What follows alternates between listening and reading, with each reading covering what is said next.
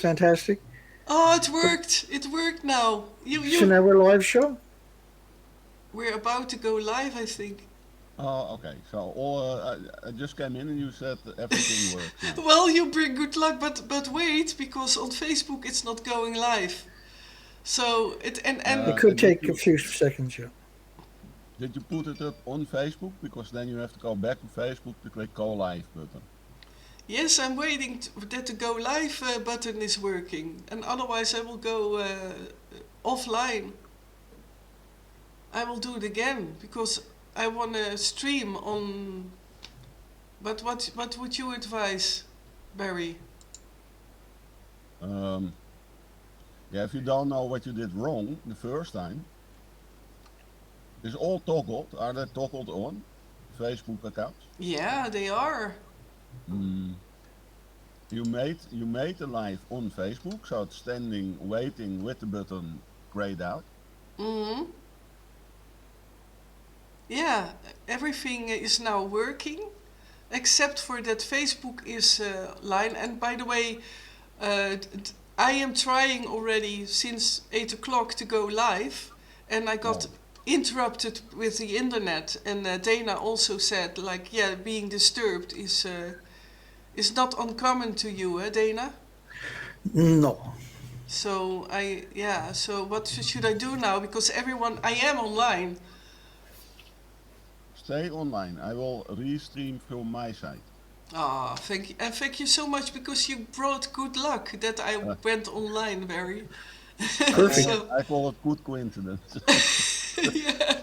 Excellent. Oh, yeah. Oh, great, Barry. Thank you so much. All right. Okay. Well, Dana, we're live. Wait. How can I do that? It's okay. Oh, wait. I did something wrong. Sorry. It's okay. No rush. Wait. Sorry. Wait. Yeah. Okay. Well, hello everyone. Oh, this is a bumpy ride to start this live stream, and I have my honored guest here, Dana Durnford from Canada, and we're trying to go online already for 20 minutes now, and I got internet errors, which never actually happens because I have a fixed, steady, internet connection. So, but well, dear Dana, welcome here, and maybe Thank you. you like to introduce yourself first to the audience.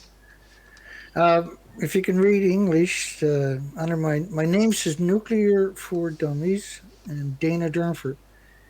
And for the last 10 years, I do 2-hour shows 5 days a week on nuclear, and I break down the current headlines typically a lot of the times for a 24-hour news cycle on nuclear and trying to educate the population. I'm also a researcher, and I research radioactive fallout and its effect upon the environment. And I've been doing this for about 2 decades, publicly about 12 years. And Fukushima was a major event, pulse of radioactive fallout for the planet, and it's still ongoing. And so we're here to talk about a lot of stuff about nuclear and how it causes illnesses and diseases and affects your pets and your loved ones and your communities and your health long term without you being able to perceive it. We're going to try to paint a nice picture so you can identify it and protect yourself appropriately, hopefully. Go ahead, Monique. Yeah, well, thank you for introducing yourself. Well, in the pre-talk, we already had so many subjects enthusiastically to highlight tonight. Maybe it is nice to first, you introduced yourself already a bit, but to, for example, first explain exactly. I think a lot of people are really interested to really know what is nuclear energy. Maybe you can explain that to them. So a typical large nuclear power plant is providing electricity for about 1 million homes.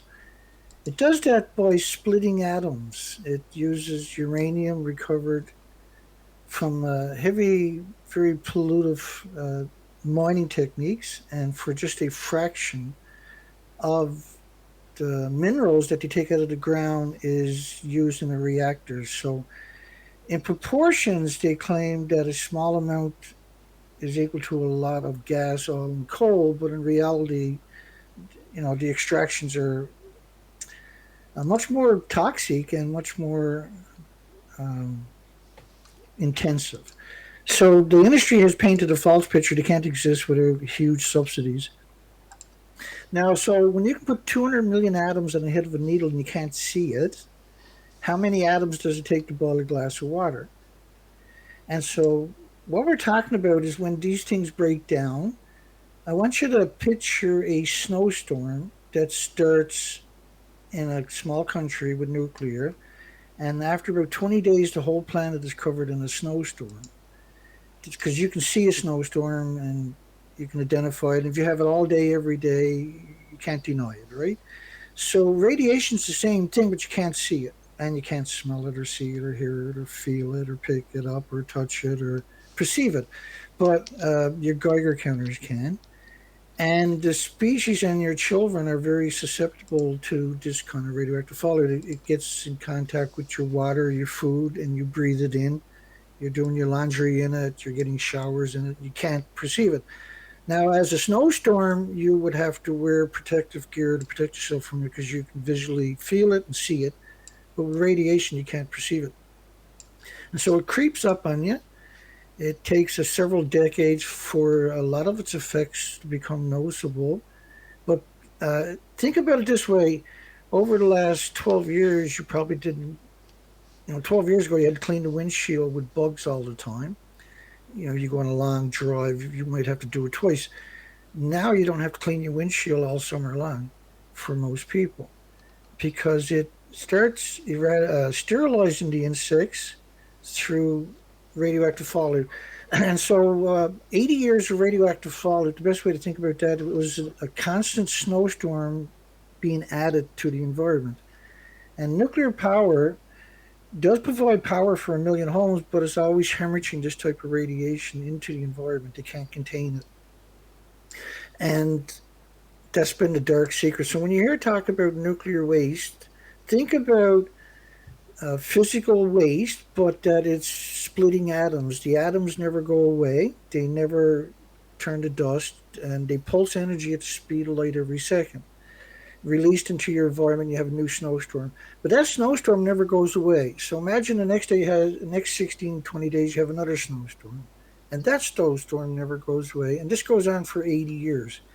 That's nuclear fallout. It gets uptaken into trees and plants and insects and humans and birds and animals and mammals and everything else. And you can't perceive it. But it's in your body. Your body attacks all the radiation with white blood cells. And your body can produce white blood cells by displacing red blood cells. Red blood cells carry oxygen nutrition throughout your body. And so if you keep getting radiation in your body, you get less and less oxygen, less and less nutrition in your body because this is permanent. Your body attacks it 10, 20, 30, 40, 50 years and tries to build a tumor around the radiation, which is in the form of an atom, which there's what's known as a man-made isotope inside of it. Now, these isotopes that we're talking about are not created by the sun. They're not from the solar system. These are anthropogenic, man-made. And so your body doesn't have an immune trigger to defend against it, and it attacks it with white blood cells. So if you cut your finger, your body attacks it for about 7 days with white blood cells and heals it, and then your white blood cell counts go back to normal, and your red blood cell counts climb back up again. But with radiation in your body, that never happens. So your body attacks it for the rest of your life with white blood cells. So eventually now you're going to compromise your immune system because you have a lot less oxygen in your body. Your body is working all the time to attack all this radiation that's in your body. So if you live in a range of a nuclear power plant, you will start to see, now there's around 1,800 diseases from radiation. And so think about how Alzheimer's and dementia and autism, diabetes and Down syndrome and schizophrenia, and how heart problems, liver problems, lung problems, respiratory, pituitary, and thyroid, and adrenaline. And the thyroid gland, when it's saturated, produces radioactive hormones. It's going to create a whole host of other, particularly for neonates and infants and for congenital malformations with children, And start then, showing up sorry to interrupt generation. you, Go ahead. Dana, Yeah. because you mean then if it's in the body, yeah, if that. So it gets in the body. Go ahead. But that's what you And mean. That yeah, it's so that's right. For, yeah. I'll clarify that now. So with children, it gets in their, it burns a hole through their lungs when you breathe it in, for instance, and it'll sequester in their bones. It'll start mutating their stem cells, and because they're growing, their cells are replicating. This is very, very damaging in the short term to the child. The body has to attack all the damaged stem cells, and children, of course, and little animals and insects and birds and everything else has these same adverse effects. So if it's happening to the adults or the human population, it has to be happening to your animal population. And your pets, of course, coming indoors, licking their feet all the time, picking up the radiation. So we're seeing this. It'll start to show up as around 1800 diseases. So it's not just cancer. And so for 80 years, they've been trying to convince the population that the only adverse side effects of radioactive fallout was cancer. Now, cancer is there. There's all kinds of cancers. You'll start noticing every street is full of cancers with huge. Now, if you go back 60 years, very, very rare would you hear of a person with cancer. In fact, we're Exactly. on yeah, we're on to say about 50 years ago, there was this kid had cancer, and nobody heard of a kid with cancer before. And so doctors came from all over the world to study this kid with cancer. Now it's every street got kids with cancers. And so what happened was most of the nuclear power plants worldwide have one thing in common: they're built in prime farmland. They're surrounded by usually, typically, as far as you can see, farmland, or and the river where they're getting their cooling water, so called, to, is feeding a host thousands of farmlands downstream.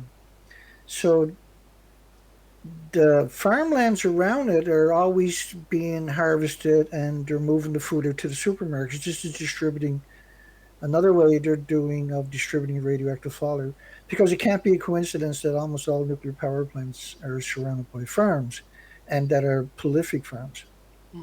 So we're seeing this also with the nuclear waste sites. This is one of their favorite tricks. And the radiation is coming from the fuel pools because the reactor core is contained. But when you take it out of the container, the fuel pools are still hot, what they call hot. Now, the reason they're hot is because that's how they boil water, is by splitting atoms. And the reason they're dangerous for millions of years is because they're splitting atoms. So when most people hear about nuclear waste, they perceive that it's about pulse, gamma shines, X-rays, neutron bombardments, beta rays, and stuff like this. Physical energy, mystically, type of energy. This energy, that's pulsing energy. But it is that. But it's also there's physical atoms, and so the gammas, alphas, neutrons, and betas are your major ones, or all of them. And what they do, physical atoms wise, when they're pulsing energy, they can pulse energy maybe 20, 30, 40, 50, 60,000 feet, some of them. And because they'll measure radiation by flying over land and measure 1,000 feet off land. Uh, but say radiation is pulsing through your house and there's atoms that are pulsing. When they hit each other, they change direction because they can't mingle because it's energy. So when they change direction, that's called that creates a braking effect. This is a well-known effect in the nuclear industry, How and is this is it known. called, Dana? How did you call that effect? I didn't. It's called X-rays. Oh, That one in X-rays. particular. Yeah, I Oh, was just getting that. Thank you, though. I'm glad you yeah. brought it up. I'm sorry to No, it's great. interrupt you. No, it's necessary. And so the X-ray is causing this braking effect, with so much radioactive fallout, is causing another hideous effect upon humans and species, is whole body X-rays. And so what that does is start sterilizing all the insects. But when you get a big pulse like Chernobyl, if people are maybe hopefully familiar with Chernobyl nuclear Mm. meltdown, is being portrayed as the worst nuclear meltdown worldwide. But Yeah. in reality, it was a graphite reactor. It was a brand new reactor. It was about 2 years old, and it was using graphite with uranium as a moderator, or graphite as moderator and uranium as a fuel. Now, the reactors in Japan, for instance, are different. They're pure uranium, pure plutonium. They're about each one of them were about 100 times more fueled than was at Chernobyl. And Chernobyl was really, really, really bad. This was a terrible disaster Mm. worldwide, believe it or not, for And people. it was in 1986, I believe, eh? Right. The Chernobyl. anniversary was 2 days ago, Mm. and I've done Yeah, a exactly. almost 2 hour show on it, Mm-hmm.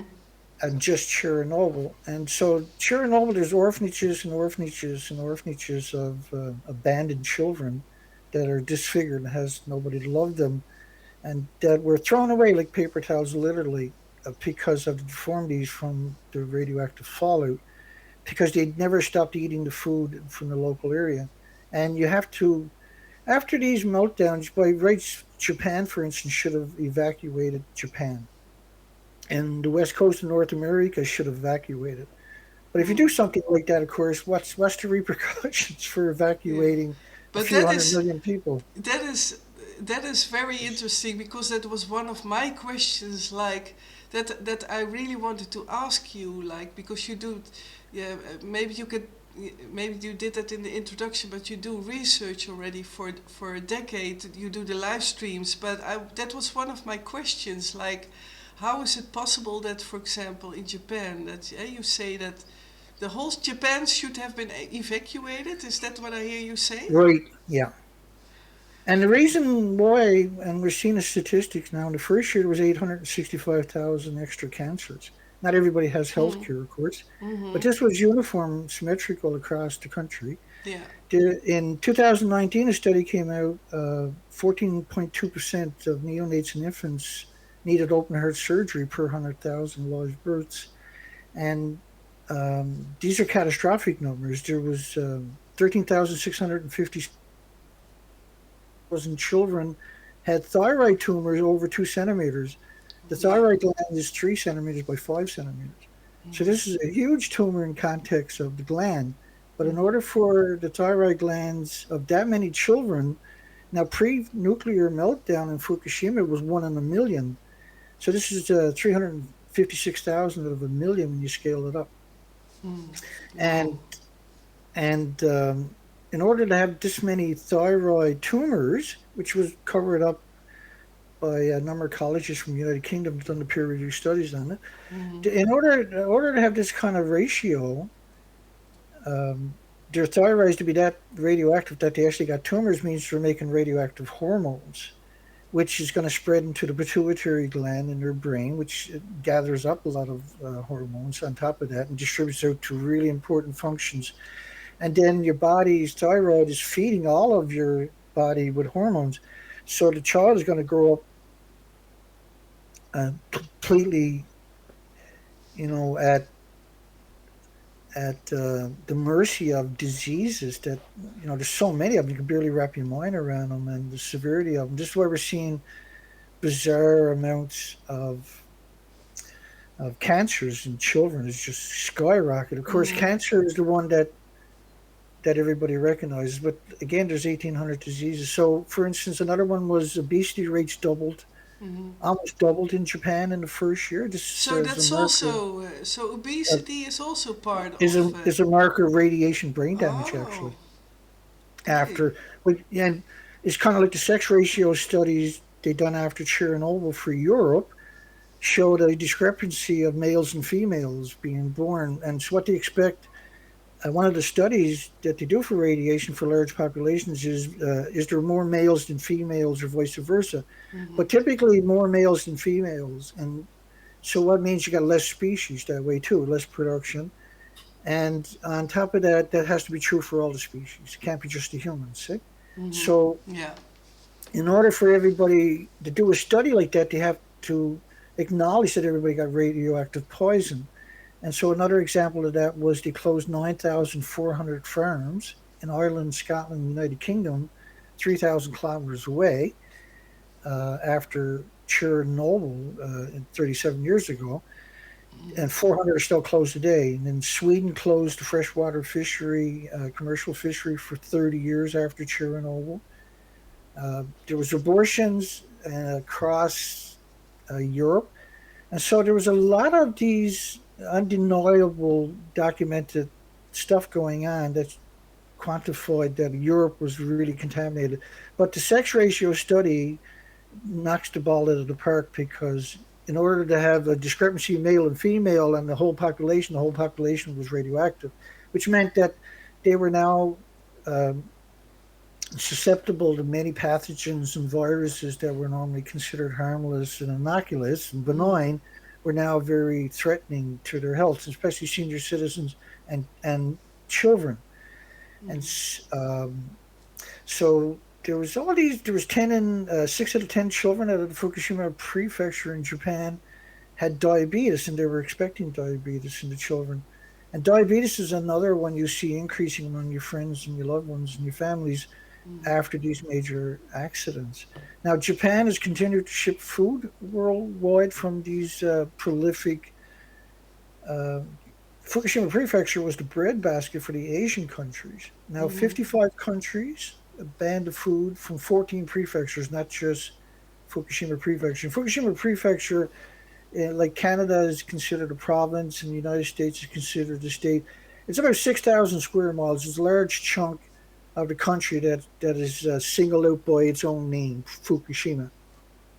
And so most countries are divided up into these little sections. I'm not sure, like in Netherlands, Monique, you're divided up into different sections, right? Yeah, it's the total is Netherlands, and then you have certain regions which we call provinces, but it's Okay, that's right. We call that's them maybe what provinces you in meant. Canada. Okay, so Yeah. I just want to make sure people understood what we're talking about. Well, they closed 14 of these provinces, aka prefectures in Japan's terminology, Yeah. in Japan for 10 years. So 55 countries banned the food editor. And now European countries, including Denmark and Norway and Iceland, actually, and many other of these, on the fence type countries, are removed restrictions. And the radiation is not going to go away for thousands of years minimum, and um, they're not acknowledging the full scope of the radioactive fallout. They're only acknowledging cesium 137, but they're not actually acknowledging it. And so there were studies that came out of Canada, for instance, United States. A study out of Ottawa, Canada, was showing us 220 million atoms per liter of rainfall of iodine 131. There was 129 with a 15 million year, what they call half life. There's 10 half lives to these isotopes. And so this is enough to saturate the thyroid glands of all the species when you talk about so much for so long. There was another study of 20 million atoms of 131 iodine radioactive fallout in British Columbia and the west coast of North America. There's another study of sulfur peroxide, hydrogen buckyballs, airborne. There was another study of cesium 137 at a million becquerels Yeah, per and square meter. maybe again, you. By the way, everyone, I am allowed to interrupt Dana. Yeah, Over and over and over. Yeah, it's because fine. I am a bit like interrupting you with a smile and with I hope a bit It's good, too, great. No, because a go lot ahead. of people, I believe a lot of people also in the Netherlands, but maybe also in Europe. That's why it's also great to do it in English, that maybe people are not aware what iodine is, because and cesium, or is that a Great. strange question that you That's, can that's a explain? great. No, no, that's a great question. Yeah. Okay, so everything is created from uranium 235 when it's put through a chain reaction. It produces several thousand what's known as man-made isotopes. And so prolific ones are cesium, and dangerous ones on top of that are the ones that I was naming, was cesium 137. And then for iodines, they go in what's known as going into your thyroid. They're known to go in your thyroid gland as potassium like normally would, right? Mm-hmm. And so other isotopes will go in your thyroid gland, by the way, besides iodines. But so iodine is very prolific. For every iodine 131, there's 10 times more iodine 132, 30 times more iodine 133, 31 times more iodine 129. So when you see a study of 20 million atoms of 131, and bear with me, you'll get it, and 220 million atoms per liter of 129, that quantifies that ratio. Mm-hmm. And so these are really nasty isotopes. And normally, a serious event would be around 55, like 5, 10, 15, 20, 25, 30, 55, not 220 million. 220 million is just, we couldn't conceive these kind of numbers pre Fukushima. And with a 15 million year half life, they never go away. And what I mean by that is when you have you can't destroy it with a forest fire, for instance. So if when you have forest fires, you liberate it back into the environment. But a big problem with this much isotopes and sulfur peroxide, hydrogen buckyball isotopes, these ratios that were showing up, that was created by spraying salt water under reactors. The sulfur peroxide, hydrogen buckyballs is when you're spraying salt water, the salt liberated and created spherical balls. The balls ingested uranium, plutonium, all these heavy dangerous metal radioactive ionized isotopes. So ionized, we call them man-made because they're not created by the sun, and that your body doesn't know how to defend against it. So everything with replicating cells is really vulnerable. It doesn't matter what species you are, you don't have autoimmune trigger to deal with it, to attack it, and to deal with it. So all species are incredibly vulnerable immediately. And what I mean by that, start becoming sterilized. So you start losing all these species from this radiation, which is another bunch of studies showing how it sterilizes men and women long term, right? It destroys their ability to produce eggs. And this is true for all species. And they noticed this back in the 50s and 60s and another thing about the sulfur peroxide hydrogen buckyball that I was just talking about, this is a very energetic. It ingests uranium plutonium. It's considered a super hot particle. You only need one of them in your body to cause you serious illnesses down the road. But we're talking about a prolific amount that's inescapable. But you got to consider certain things. The nuclear weapons testing. If we didn't release any more into the environment after nuclear weapon testing was actually a nuclear war. It's the same weapons, the same radioactive fallout, and it was with bad intentions. And I'll explain that to you. The Soviet Union's biggest nuclear detonation was equal to 3,800 Hiroshima bombs or Nagasaki bombs, because the Hiroshima bomb in Japan was a uranium bomb. Mm-hmm. Nagasaki was a plutonium bomb. So they're totally different. Plutonium was named after the devil because it has incredible bad attributes to it when it gets into humans or species. And it just makes it so much more worse. They're still both really terrible, but it makes it even worse. So think about Russia and America firing 1,900 Hiroshima, Nagasaki sized bombs at each other. That's a nuclear war.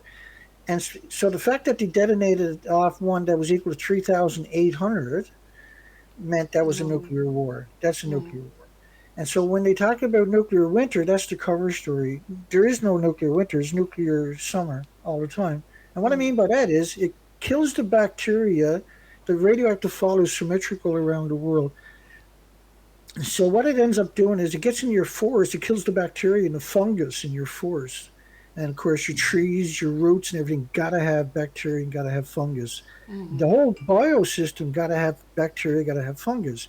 And so what happens now is your forest doesn't break down anymore because the foliage and the litter in your forest doesn't have the bacteria and the fungus to create a habitat where all the other biota, insects, and everything else can uh, break down the typical foliage and litter in the forest. And so now, after a few years, your ground is not sucking up moisture no more because you don't have the bacteria and the fungus in it, and the rain is washing off it and going down to your coastlines and your lakes and streams and rivers and estuaries and everything else.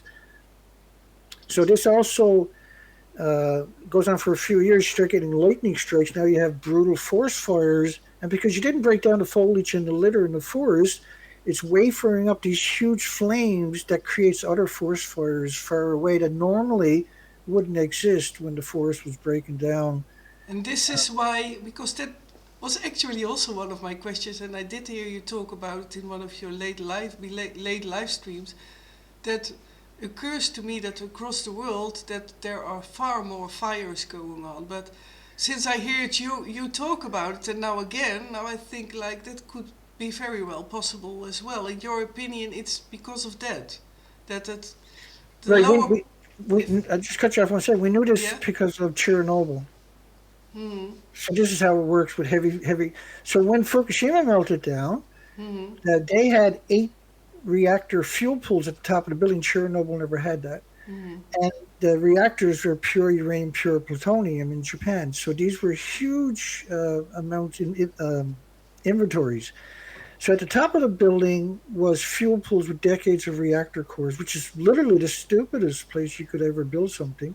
But that's where they put the decades of reactor cores. Now they do that because they don't have a repository anywhere on the planet, let alone Japan. And so keeping it in the fuel pool where it's splitting atoms, the water is boiling off in every fuel pool. So each fuel pool needs about 120,000 liters added to it each day. And that 120,000 liters goes up these tall, skinny stacks they got on site. These are much taller than the big cooling stacks. They're releasing the isotopes, and that's why they got the tall ones so it doesn't land back on the site. So each liter out of the fuel pool is releasing trillions of isotopes. And it boils off that each day. There's around 1,000 fuel pools worldwide. These isotopes never go away. So this is Thousand, bioaccumulation. thousand, thousand, you said worldwide. There's around 1,000 fuel pools worldwide. So Well. each reactor has 2 fuel pools. Mm-hmm. Um, so there's currently 440 reactors worldwide, but there's Mm-hmm. much more that that's not working but still have fuel pools. Mm-hmm. Then there's the common spin fuel pools at each site. Will have like what's known as a common spin fuel pool, and this is where you take the extra fuel from different reactors they can't fit above it and move it to the common spin fuel pool. So when you then there's universities, and then there's the government laboratories and different agencies, the militaries. So there's well over 1,000, probably around 1,400 fuel pools Mm-hmm. minimum worldwide. Yeah. Cool. Yeah, and these fuel pools will have decades of reactor cores into it. So imagine 100 Chernobyls in a fuel pool, because that's what we're talking about. Because Mm-hmm. Chernobyl was mostly graphite, and uh, not many reactors do that anymore. Most reactors are pure uranium, pure plutonium. So Mm-hmm. the concentrations are 100 to 1 almost. So we lost 8 of those in Japan. But if we downplay it and say there was 30 reactor cores that were lost, that was equal to Chernobyl, even though it's completely different. Each reactor is 100 Chernobyls, not counting the fuel pool. But even if we just call it 30, and then we look at the statistics of what happened to Chernobyl and compare it to multiply it by 30 times, this would be a catastrophic event for all species worldwide. Mm-hmm. So what I done to find out whether this was real was I launched research expeditions from Vancouver, British Columbia to Alaska for 6 years. And so each year I went out on the ocean for 4 to 5 months. And what I done was counted the species in the most vulnerable spot of the coastline was the tidal zones. The tidal zones are exposed twice a day. And then the tidal zones on that part of the coastline, the west coast of North America, had around 7,500 highly visible species. So there was around 700 algae, which is kelps, Mm-hmm. in the tide zones, the whole coastline. And amongst that was an extra 5,500 invertebrates without the backbones. They're like little shrimp. But there's around 7,500 highly visible species. So then there was 84 species of sponges, there, and they all come in multiple vibrant colors. There was 78 species of starfish. They came in multiple vibrant colors for each species. There was incredible diversity of shellfish and snails and mollusks. There was clams. There was gooey ducks, which is a big uh, special clam. There was um, abalones. There was many different species of clams, little necks and manillas. There's around 480 species of worms in tidal zones. There was around 30,000 insects at the high tide zone lines. There was what's known as sea anemones. There was around 74 species of them in tidal zones. So it was a very absurdly amount of. You couldn't go from low tide to high tide without stepping on creatures the whole way. So it was a just unbelievable smorgasbord and diversity, around 7,500 highly visible species. So when I went up the coastline, there's at that area there's 27,000 islands, and what I discovered were the species were missing. And so I started trying to write things off as pollution from the local communities, maybe, or the cities down the coastline, and kept going towards Alaska. When I finally done the whole coastline, it was symmetrical, the whole coastline. So that was pretty disbelief. So now I had to repeat it again to make sure that I covered all my. Now I was a commercial diver with around 14,000 hours underwater, and so what I done was I revisited a lot of the places I had dove before because I knew for shelter, but I went to all the pinch points of the coastline where the islands. You got 27,000 islands, so there's pinch points where the ocean comes in, goes through an area, and spreads out to the rest of the islands. And I started targeting pinch points, so that's where you should get incredible biodiversity. But it's also the roughest part of the coastline. It's got the highest, fastest currents, and Yes, and if I again can interrupt you, Dana, like yeah, because I also see the chat come by and people asked also some questions, and I forgot to mention because of all the interruptions with the internet in the beginning. Like if people have questions in the last half an hour, people are then I absolutely, will add these questions, and that absolutely, it's yeah. clear for everyone who watches that I am concentrating on what Dana is talking about, because I really want to let it in the information.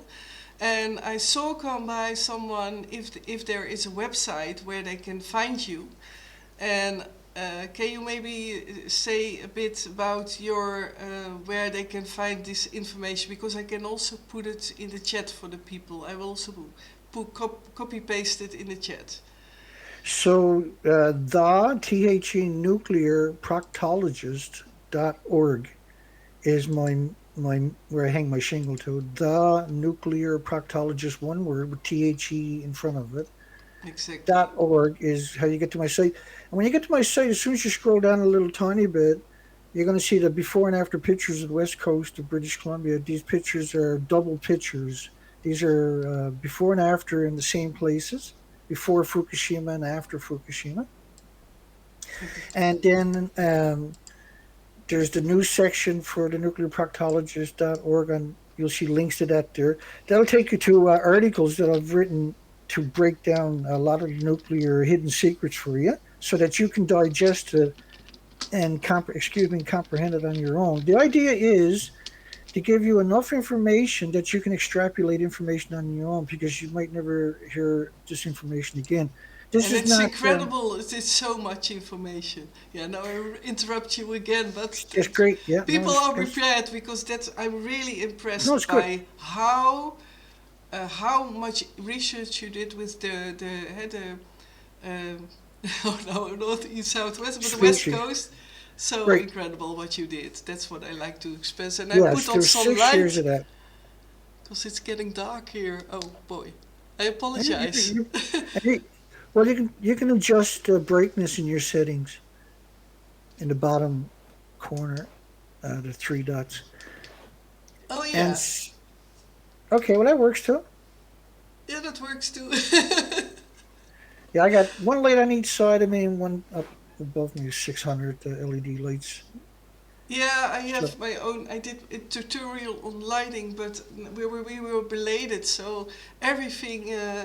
So yeah, that's no, it's why good. it's a bit amateur, amateuristic, but I apologize. So it's better now, I guess. All right. Oh, and so I've done around 2,200 presentations, around 600 interviews, so around 3,000 presentations on this subject. Um, and now I'm doing research on the east coast of Canada in the Atlantic Ocean. And one of the things I've discovered down here in the last 3 years is there's no spiders in the forest, but the spiders are on people's houses in the open. There's no insect eating birds scooping them up. Well, And so when I'm out there doing research in the woods, I'm looking for all the species. I'm looking for birds. I'm looking for ants. I'm looking for bees in particular, these types of species. These are prolific types of species. And what I discovered was I wasn't finding them. And so it was kind of hard to wrap my mind around that here in the Atlantic Ocean that we were going to get these types of adverse effects so soon. I was expecting a couple of decades before it became. I wasn't really expecting much, I guess, but it was really hard to believe that.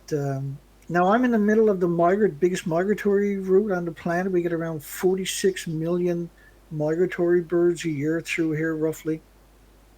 Last year in April, the beginning of April, there was a mass die-off of common turs, and um, the dovekites. So the common murres, the turs, and the murres are seabirds that eat anchovies and squid and sardines. They eat capelin. They eat little small 8, 9 inch fish, basically. And but the dovekites eat microscopic animals, kind of like microscopic animals like the zooplankton, the phytoplankton, stuff plankton. like this. Yeah. And so to see both of these species show up mass die off for about 600 miles of the coastline was extraordinary because they're two different spectrums of the food chain. One is eating big, decent squid and anchovies and mackerel and stuff like not mackerel, but squid, anchovies, capelin, small fish, herring. But the other ones was eating microscopic, and they both showed up on the coastline, and they both had the one thing in common: they were both emaciated, and they were showing up uh, in around 600 kilometers of coastline. And I went on emergency research. It was got caught in a snowstorm. I was camping out doing this. I was on ground zero. We got caught in a snowstorm the first night. We got caught in a freezing rainstorm the next night, and caught in a heavy wind the night after. But I went into all of the communities. I went down on the beaches myself in these adverse conditions because it was shocking to see this die off. And I talked to everybody, every shop and every gas station, these little communities I was going through to get a consensus. And what they were telling me was forestry and fisheries and the government agencies were showing up each day and collecting the dead animals. We're not saying nothing to nobody and driving away again. So each day there was this new wave of dead animals in these communities along 600 kilometers of coastline. And we only got access to a fraction of the coastline. So the birds weren't just dying in the community. So the official word was that the birds, which weren't supposed to be there, by the way, they were supposed to be on their way to here. They just You need some tea, Dana. just bear one more second here. Yeah, that's totally fine. Take your time. No, that was really important. The birds were emaciated, which takes a long time for them to get that emaciated. Many many days. And now we're also seeing all the whales are emaciated, seals, the sea lions, et cetera, showing up emaciated. And recently, I've been out to 3 different die-offs of dolphins. I'm going to choke out on you. Yeah, I've I'll be seen okay. I've seen shorts on your YouTube, and yeah, it breaks my heart to see that. But was it related to, by the way, that they were caught in these weird ice? That's the only time we've ever had a die-off on this coastline in Yeah. history. And they're not supposed to be here. So they were out of their territory. Okay. Yeah. So they were looking for food, obviously. That's the only reason they're going to leave their typical, because it's built into them to migrate, their traditional migratory patterns. Like a bird, it's built into them, and they'll just keep going. If they don't find the food that they normally find, then they'll drop dead somewhere. In this case, it was the whole coastline. And Wow. so the official story was there was a 200 miles of pack ice, and the birds couldn't find food, and that's why they died. Well, first off, the birds were supposed to be going to the Arctic. They weren't supposed to be coming into the coastline. They were 500-600 miles after a course, and so they showed up here. They were emaciated. That was the end of it when they finally showed up here, and there was only about a kilometer of pack ice when the prevailing winds were blowing on the coastline. And I know that because I went down and researched it myself in all those adverse conditions. Because I didn't believe the official story. Now, everybody they were doing interviews with, I called up those people in those communities, found them, and interviewed them myself. And they told me a starkly different story than the mainstream media had told. And they had named them, said they said this, but they said they were really upset that the media had misquoted them. Of course, me and you know what's going on. It wasn't misquoted. That was the cover story. So the cover story was there was 200 miles of ice, but the official story is what were they doing on the coastline when they were supposed to be headed to the Arctic? Why were they all the way on the east coast of Canada's coastline? And so I also do this series of videos, once a month or something like that, twice a month sometimes, where I'll record die-offs around the planet and see if there's a correlation that we can question maybe the radioactive fall or pulse, what's known as the pulse. Because when the reactors melted down in Japan, we had this pulse on our planet of radioactive fall that was sustained for a very long time. It's actually still ongoing. The reactors are still melting down. The radioactive fall into the ocean was contaminated officially by the first couple of weeks. The whole ocean was buried in radiation. And they noticed there was a big, originally there was a lot of reports, and I cover a lot of that a lot of the times. And I have thousands of reports of the first couple of years where the media actually covered the die-offs and asked the question, is this related to Japan's nuclear meltdowns? And then in 2015, there was the Paris Accord in France. And this is where they decided to call nuclear the savior instead of nuclear the anti-savior, the anti-hero, so to speak. And they came out with this design that they're going to blame everything on carbon, and nuclear was the only solution. And this was going to bring nuclear back into the green light because everybody turned on nuclear. The stocks would dive down and flatline. People lost trillions of dollars worldwide. These were very influential, very powerful companies and corporations, and they wanted their money back. So now all of a sudden they got all these stocks for dirt cheap because everybody sold them, lost their shirts, and got rid of them, save something out of it. And they now they needed those stocks to go up in value so they can redeem them now and make an absolute fortune. And this is what they've been doing for about 2 years. They artificially inflated the stocks about 2 years ago. And if you look at the pattern of stocks, you'll see this artificial inflation, and then it dives down after a week, and then it dives down again. And they keep artificially inflating it. It's very frustrating because they're milking the unsuspecting investors. The stocks will go up artificially. They'll buy up the physical uranium from the mining companies and not sell it again. They'll just hang on to it. And that will create this artificial demand for uranium. And so the stocks are looking good. People buy into it, but it can only sustain it for about a week, and then it does that again. So now the people that are losing their shirts, they sell their stocks dirt cheap.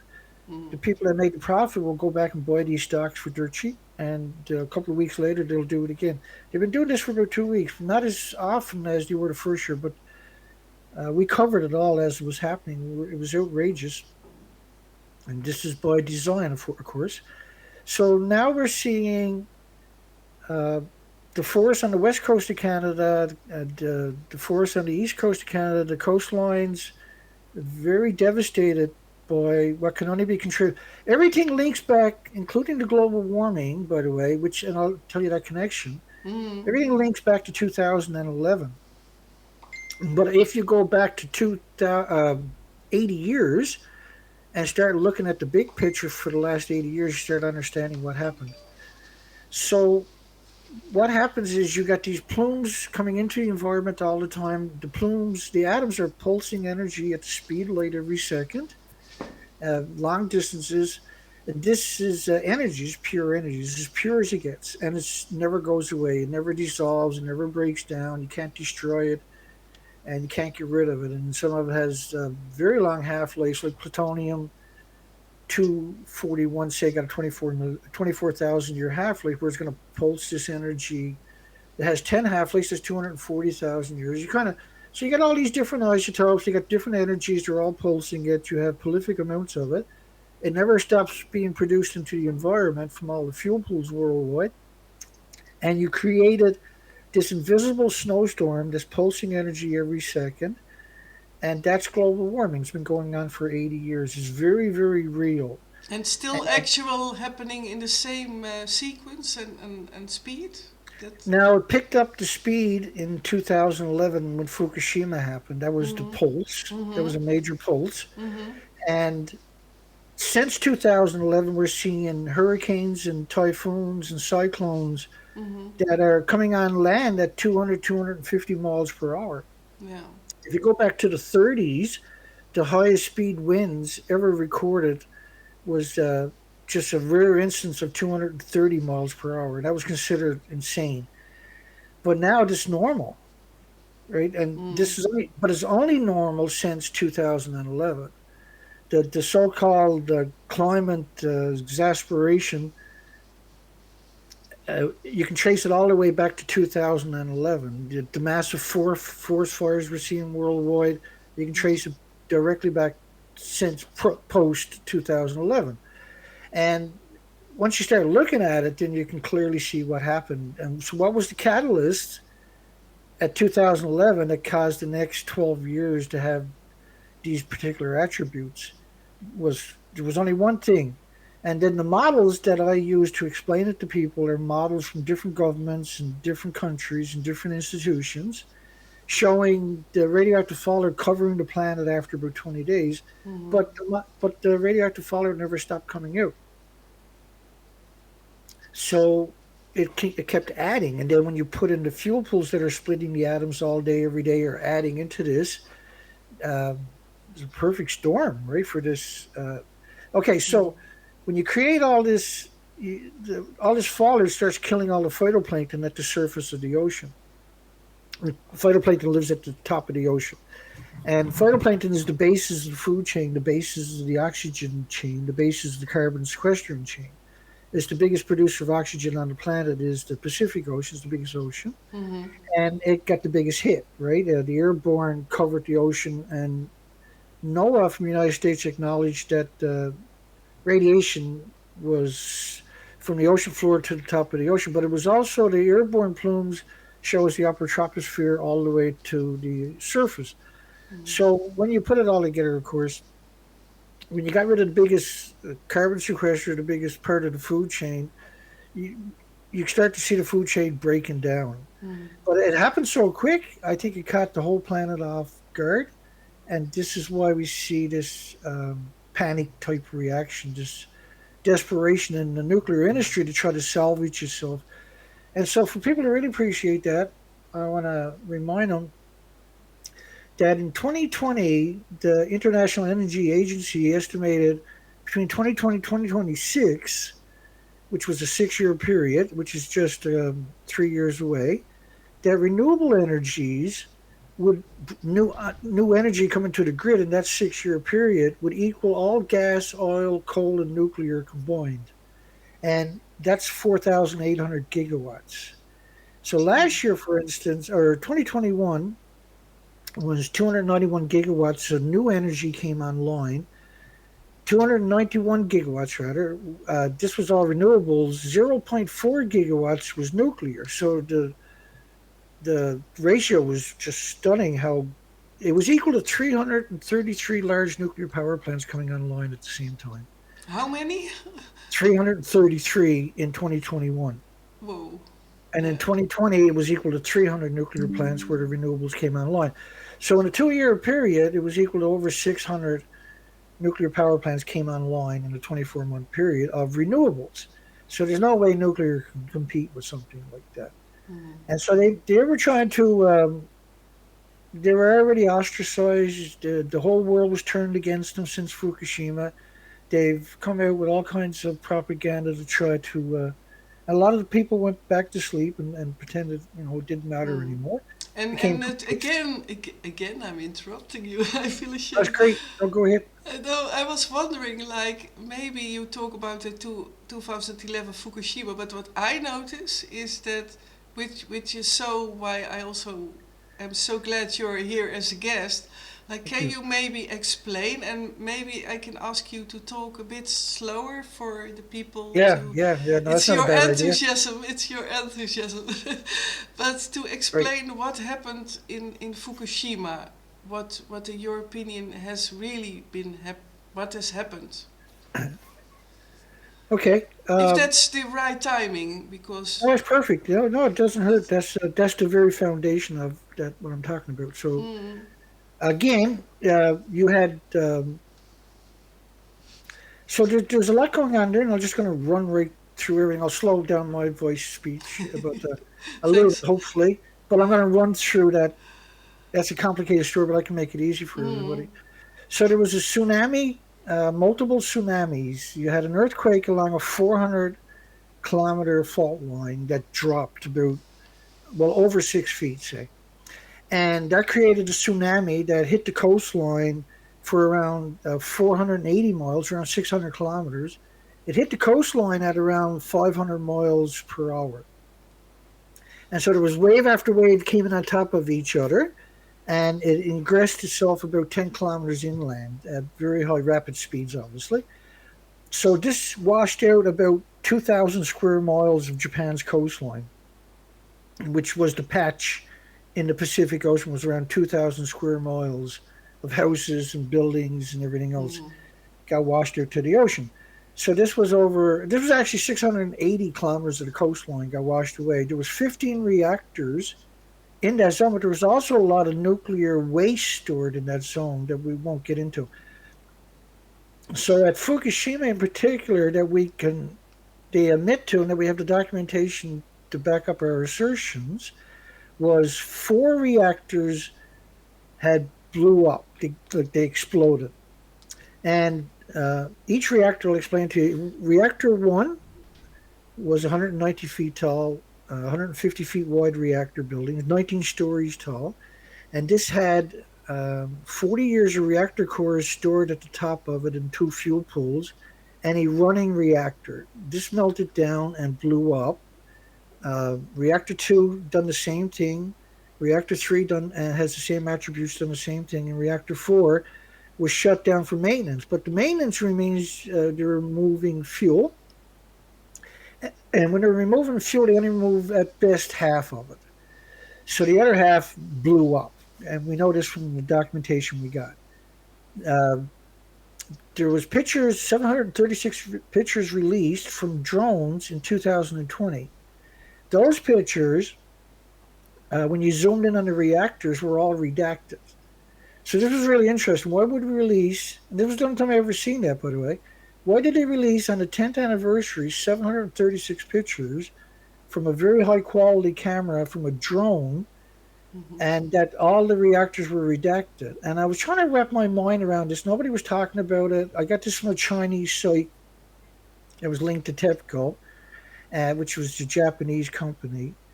Okay, so I zoomed in on it and I started realizing that all the reactors were redacted from, this was the original footage. And so behind reactor 4 was the common spent fuel pool. All of the common spent fuel pool was redacted. But on the back of it was a bank, a wall of dirt.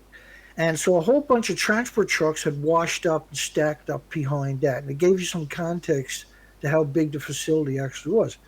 When I zoomed over to reactor 5 and 6, reactor 6 was redacted. The stack alongside of the so-called smokestack, which is the vent stack for the fuel pool, was redacted, and the pump house was redacted. And what I mean by that was pixelated, you couldn't see anything. So the reactor buildings themselves, 1, 2, 3, and 4 were redacted. The common spent fuel pool was redacted, and reactor building 6 was redacted. So this, we can't prove 100% whether they had a meltdown at reactor 6 or the common spent fuel pool. But I can confirm through thousands and thousands and thousands of pictures that we got, emails and documentaries on top of this, documentation.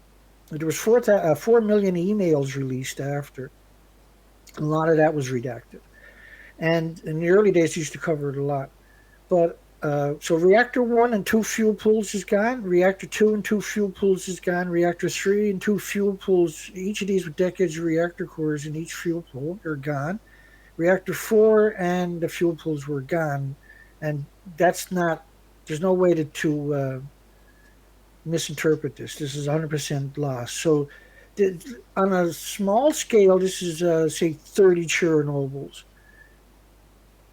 But in reality, it's absurdly more than that. Now, a meltdown is even worse because it's burning at 9,000 degree Fahrenheit temperatures. So it's cannibalizing steel and rebars and rocks and water. And what I mean by that is it's burning at 9,000 degree Fahrenheit temperatures. So it consumes it like firewood, but it atomizes it and aerosols it, ionizes it, and radiates it, and releases it as a radioactive plume. So if I stay there with a hose and spray it at a nuclear meltdown, its release, it's like a nuclear bomb is blown up 10 millionth of a second or something. A nuclear meltdown is consuming everything and radiating it and releasing it as an invisible plume all the time. So it's very insidious. It's very dangerous for all species, and it's the worst case scenario. This is what was happening. It's still ongoing, and we know this because of we cover this nonstop every week, week after week, year after year. Since this has happened, we've been on this. The cover up is just shocking. They're pretending they got the fuel out of reactor 3 and reactor 4, and we have a whole bunch of media pretending that they're in fuel pools in buildings that don't exist. So it's very difficult to have a conversation. And normally I'll provide all the documentation when I'm doing my presentations. Exactly, and everyone, that's also on your website, and you link to it. Yeah, you have all your live stream still on YouTube, but you're recently on Rumble. But for everyone who wants to look for previous YouTube videos, yeah, it's so amazing. Nuclear for Dummies, yeah. Yeah, that you do that you just 5 days a week approximately you talk, and I myself find it so amazing that you do that. But for me, by the repetition, and then it starts. That did something to me. It makes sense. It started because I felt already that something was wrong from Fukushima. But yeah, so thanks for putting all your effort. And what Monique is talking about is that I provide the pictures, the headlines, the documentation as I'm talking when I'm doing these presentations. So it's not just me. I don't have an opinion. There's no conjectures. We're only talking facts, and we're not going to talk about whatever facts it is we got available. So we're not going to try to postulate or extrapolate anything. We're just going to talk about facts and show that documentation each time. Exactly. That's so great about it. And reinforce it day after day, week after week. Yeah. And I was always hoping that it'd be hundreds of people would pick up on this and do the same thing, and I could retire, right, and have a normal life like everybody else. Yeah. And that didn't happen. And so I said I'll keep going. Now I accepted it. That first off, it's a very difficult subject, and that's why I provide the documentation so anybody can learn it. And what we're doing here tonight is fantastic in one sense because I don't have to work like a dog all day to get a show ready. I Mm. can just sit here and say everything. And Yeah. I used to say sometimes I should do a radio show of my own, so I don't Mm. have to provide all the document all the time. But I Yeah. can't educate you if I do that. Right? I can't educate the population if I do something like that, and it wouldn't be fair. And Mm. until the population is talking about the subject, I don't have a right to take a day off theoretically. But Mm. I did. I been very sick. This has been a rough last 12 months, pretty rough, Yeah, exactly. and Mm. I'm getting healthy again now. Mm. And I've been at I had a bunch of heart attacks 3 months ago. Mm. Spent 20 days in the intensive care unit, and Mm. then I have 7 stints put in. Yeah. And so this is 2 months ago since I got out of the hospital. And as soon as I got out of the hospital, I went back to work, and I should have took a couple of weeks off, but I've been doing it for so long, it's not so bad, right? Because you're just Yeah. talking, and I was pretty laid back. Mm. Now I'm going to start doing the research again. Last year was really bad because I also had a kidney stone. So, Then yeah, I you found had. out I had cancer in Oh my man. Yeah, and kidney, some trouble with your equipment as and then well. I had some serious issues with Oh, my equipment. yeah. A lot of breakdowns. Currently, I can't do any marine research. I'm still trying to get my outboard motor back. Now, my outboard motor's been to Alaska 6 times, right? So Mm. it's got a lot of hours on it. Yeah. But that platform is a very important platform to the research, and we're on the Atlantic Ocean. And what we discovered out here, the first expedition I done on the Atlantic Ocean, I had found 5 dead birds the first trip out there. The first bird that I found had a tumor on half of its head, Ooh. and Ooh. so that was we streamed that live as I was doing it, by the way, Mm. and that kind of set the pace for what I was looking at. And Mm. so all of a sudden, I started paying attention. And instead of having this incredible biodiversity of birds on the coastline, the most we could find was around 5 species total, which is not.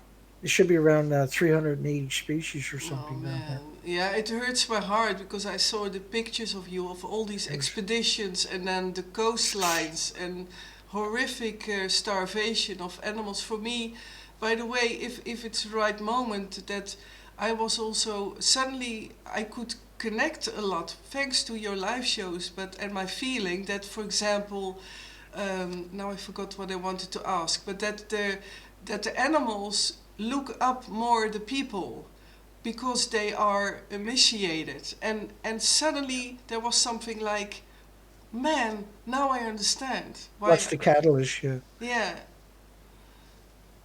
yeah. The catalyst was we broke the food chain, and then that trickle effect took a few years to start manifesting. Mm. And we were Yeah. looking for it. We were expecting it, and when it showed up, we were on top of it, and we recorded it. Mm. So my first YouTube channel they took down when I was out looking for spiders 2 years ago, Mm. and I discovered the spiders were missing. I was looking for other species, obviously, but I was talking. There was a researcher coming through with a bunch of people on quads and side by sides, off road vehicles, and they stopped into my campsite and. They were researchers from a different province. He was telling me there was no spiders in his province. And so I put that out that night in a video and said, hey, guess what? I was just talking to a researcher from Nova Scotia, and he's telling me the same thing. And then the next day, I went to put out another video to update everybody because we're looking for bees, we're looking for wasps, we're looking for migratory birds, Mm. we're looking for any species whatsoever. Yeah. And I wasn't finding them. And so the next morning, I went to put out another update, and my site was gone. I had no strikes on my site YouTube channel. I had no emails, no nothing. They took my site down. Mm. And so Yeah. the current site that I'm using on YouTube is a new site that I started 2 years ago. I've been censored extremely heavy on that site. Whereas my other site, I had 24,200 subscribers for 4 years straight.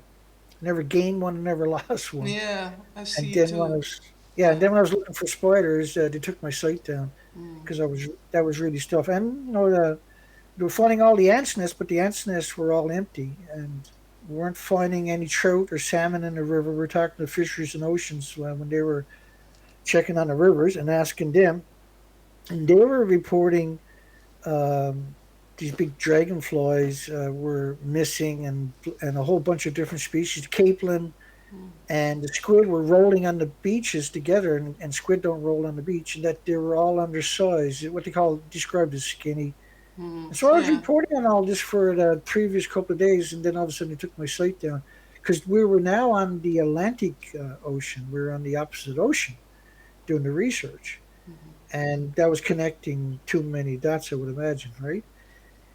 And so I had to get off my research expedition at that point and head back home because we didn't have the support network to stay out there, and start up a new YouTube channel.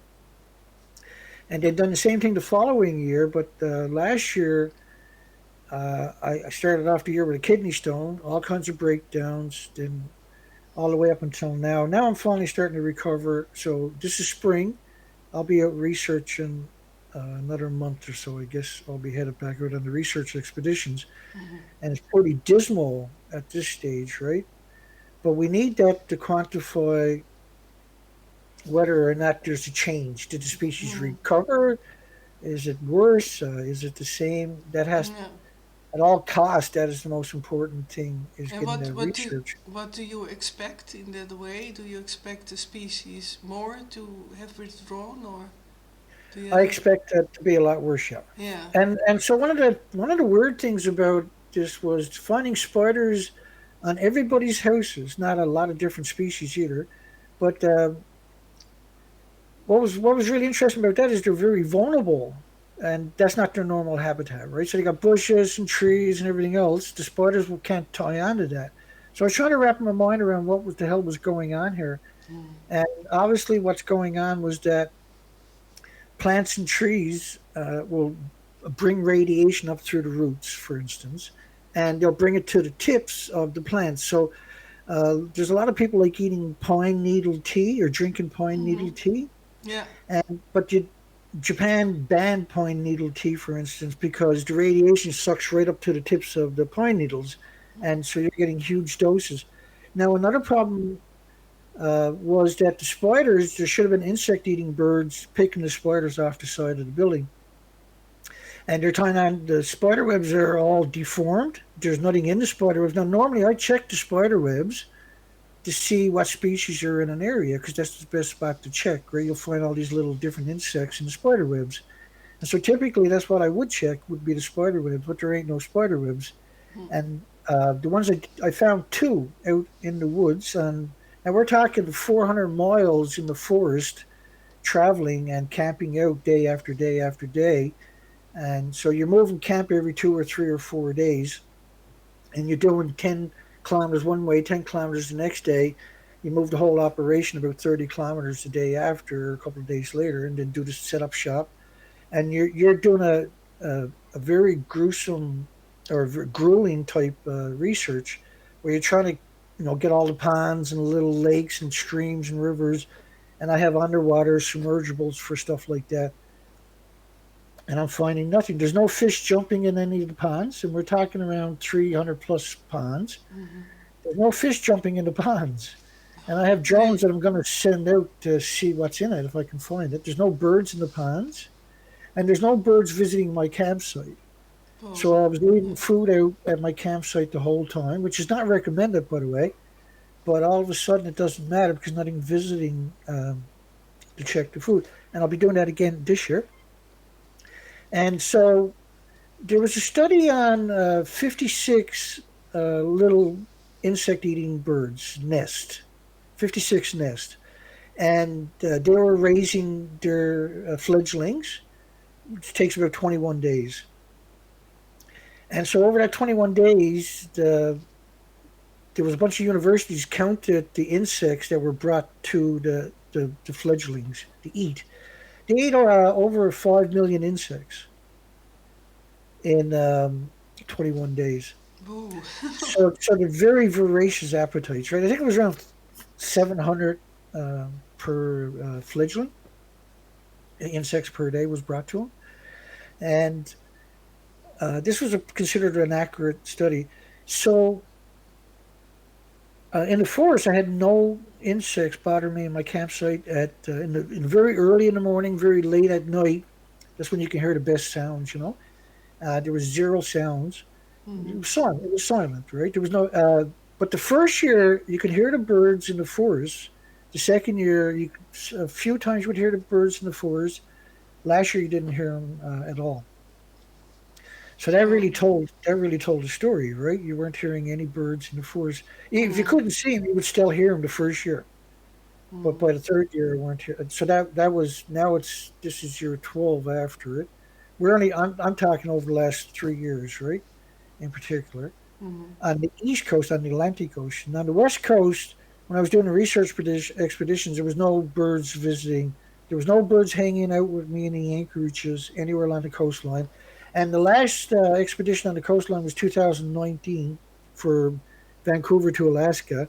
I counted 3,000 birds over the 4 months.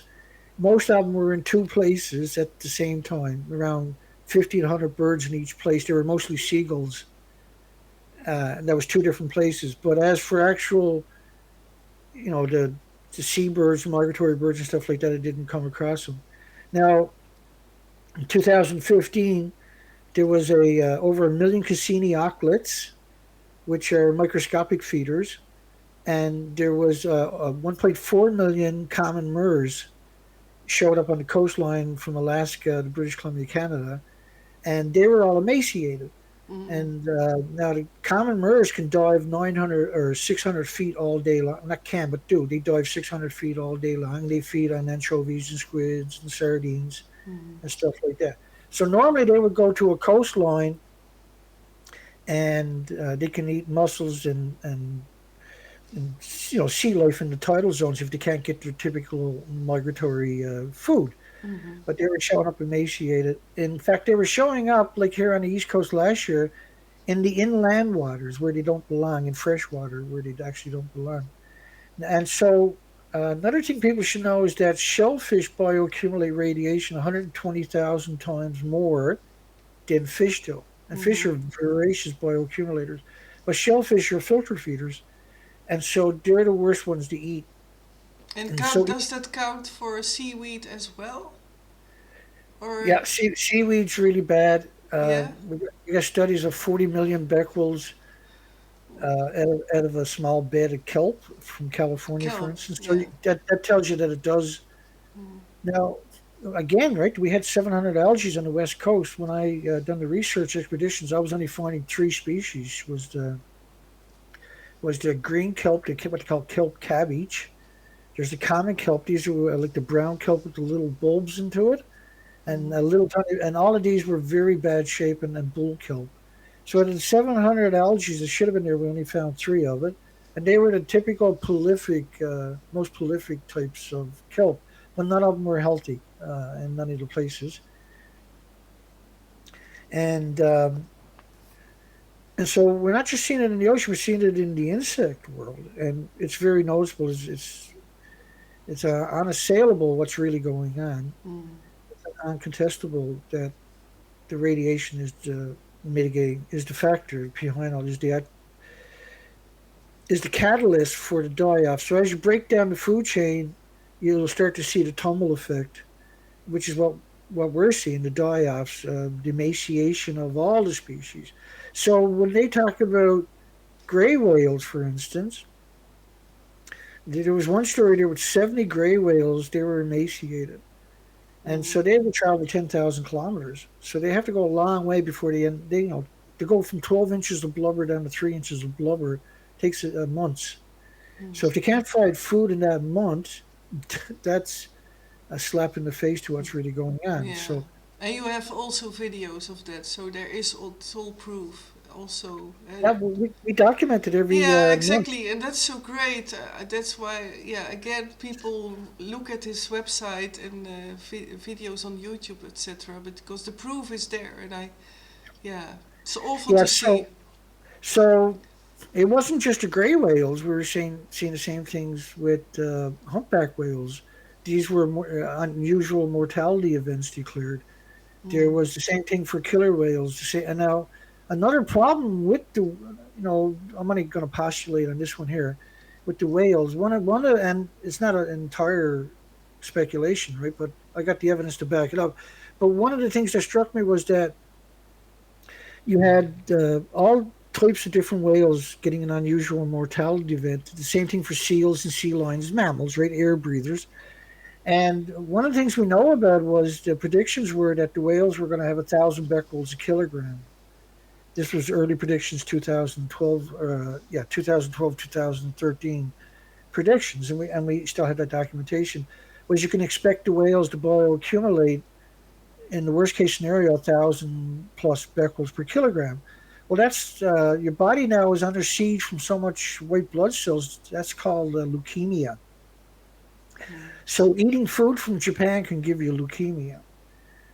That's the problem with Japan growing food in a nuclear wasteland. Mm. And they take it to a whole different level. They're actually growing alongside of 1 ton bags of radiation, millions and millions. Mm. They picked up around 30 million 1 ton bags of radiation, 3% of just the Fukushima prefecture.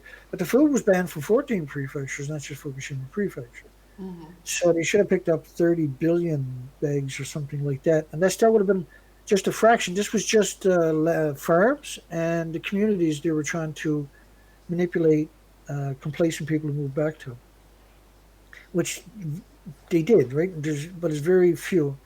They currently, a few weeks ago, they opened up 3% of Okuma. This is 2 kilometers from the ongoing nuclear meltdown. They're Oh. building a school there, and they Mm. got currently 26 school children that take a bus to Okuma, which is 2 miles, 2 kilometers away from the ongoing nuclear meltdowns, and then they get trucked back home at the end of the day. So they don't actually live there, but they're going to school there to pretend that is safe on a statistic paper, right, for a study. Mm. So it's a very cruel industry, right? When you look at Incredible. it, 80,000 children in Fukushima prefecture were given dosimeters for the academics to study the children, but the children, these are not like Geiger counters where you can read it yourself and say, holy, there's a lot of radiation here. You can only read it at the university when they finally get it. So they're using the children as human guinea pigs, which is, if you look at what they've done for Hiroshima, if people are not familiar, Hiroshima and Nagasaki is where America dropped nuclear bombs on Japan in 1946. And instead of people moving somewhere else, they rebuilt their communities back on the nuclear bomb craters. And so they've been studying these same people for 70 years. And so this is cruel.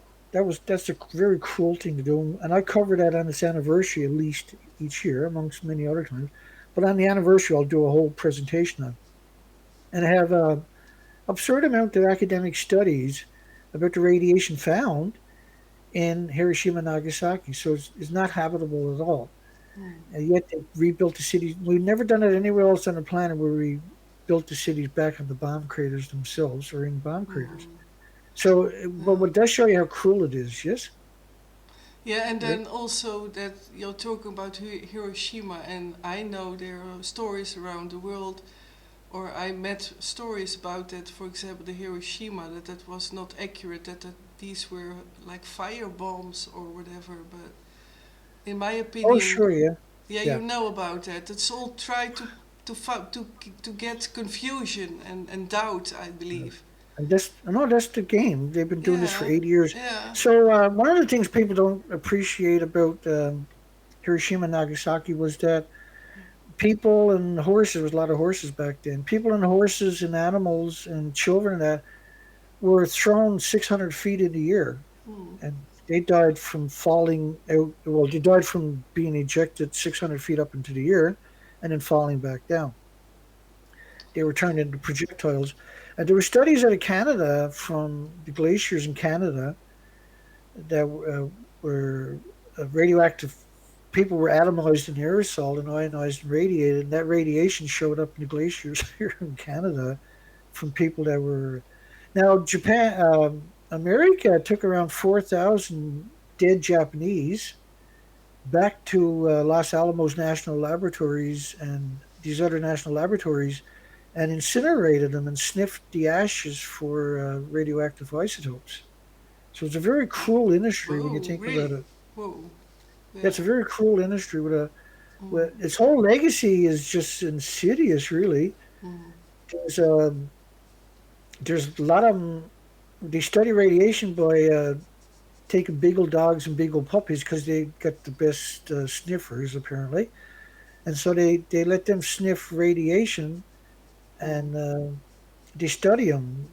And now typical animals will get from plutonium. You'll get three different tumors in your lung, your liver, and your bone, or your lung, your kidney, and your bone, and you'll get them at the same time. But most of the people will die from the tumors in their bones, but not always, right? But you'll get those three tumors by the time you're dying from plutonium exposure. And so another one of the rules is they say, well, long-lived radioactive isotopes don't have a lot of energy, but they're only talking about natural stuff that everybody's already acclimated to through genetic superior selection. When it goes through a chain reaction, it's totally different. So another way to think about that is they had sent space rovers to Mars that operated on plutonium, and plutonium has a very, very long half-life. But the idea was plutonium would provide the energy for a very long time, right? The rover would break down through other reasons, but the plutonium still produced the energy. So because the lies is very frustrating that they tell about nuclear. They'll claim that it's like a banana, it's harmless, like walking in sunshine or climbing a mountains or sleeping next to somebody. Then the answer to that is, you know, they picked up 30 million one-ton bags in Japan because it's not like a banana or not like a potato chip or not like walking in sunshine. And we have terrorist laws because it's not like bananas, not like potato chips. But that's what they've been feeding the public through all the Yeah. venues, schools, the universities, the mass media, Hollywood. Uh, Again, one of the big things that impress on people is you're gonna have to get rid of nuclear. Is not going to go voluntarily. It's got 80 years of this industry behind it, and it has no illusion about what's up. It knows what it's doing, and I think that's just they call it population control, but it's so indiscriminate, right? It's collective punishment where it takes out all the other species too. So that doesn't really work, right? When you try to some people will say, "Oh, that's population control," right? But and I get that there is a large percentage of influential people on the planet carrying that out. But this is collective, so this is attacking all species. This is the we're destroying the foundation of all species, and as you know, we're destroying the species at an alarming, untenable rate. Right? This is untenable what we're doing. And so when I went out and done the coastline, we went from having this beautiful, incredible diversity to zero, to nothing. In fact, if you're shipwrecked on the coastline right now, you'll starve to death. There's nothing there to eat. There's nothing in the forest to catch. There's if you eat the food, the plants there, you're going to get leukemia from radioactive poisoning. So we're it's a very slippery slope, and we can't change what already happened, but we can try to protect the species that are left, and we can try to protect our own loved ones and friends and families and population by getting educated. And first, the big thing to learn is they're shipping food at a nuclear wasteland. You got to avoid that at all costs. And they're shipping it to other countries, relabeling it, and they got caught at that on a number of occasions. So Yeah, the big when you talk about that, yeah, I'm so worried because, well, we like here eating in the house like it's really healthy, like kelp or seaweed. How do you call that? Forgot now the name, but it's really normally it should be healthy Japanese food. So so it really the whole Japan has been contaminated. Is right, yeah. Ooh, Now, when you're or talking about kelp, the problem with kelp, I'll just cut you off 1 second. The problem with yeah. kelp was that the radioactive fallout hits the coastline, Mm-hmm. and it hits your mountain ranges. And so it loses, the clouds will lose a big, large part of their payload when you hit the mountains. Well, they'll start losing some of their payloads as you hit the coastline through evaporation and convection. So when you hit the mountains, you lose a large part of their payload of radioactive fallout. That will wash down to your coastline eventually, a large percentage of it that don't get hung up in your forests or lakes or rivers or estuaries. A lot of this stuff is liberated back up through in the morning to the morning dew. And then when the sun hits it, evaporates, gets up and starts drifting around again looking for some prey.